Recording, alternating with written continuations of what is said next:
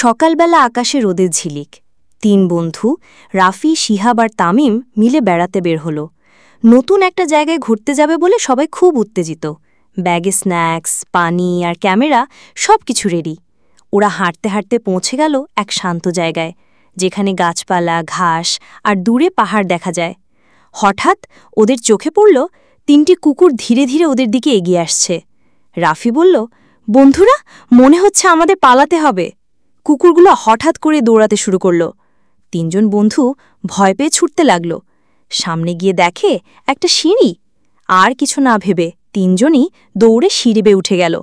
কিন্তু এক কুকুর তখনও লাফিয়ে লাফিয়ে ওদের তাড়া করছে। উপরে উঠে রাফি আর শিহাব ভয় পেয়ে গেল। কিন্তু তামিম পকেট থেকে একটা বড় পিকটা বা পাথর বের করল, আর সেটা কুকুরের দিকে ছুঁড়ে মারল। পাথরটা কুকুরের গায়ে লাগতেই কুকুরটা ছুটে পালালো, আর বাকি 2 কুকুরও ভয়ে দৌড়ে পালিয়ে গেল।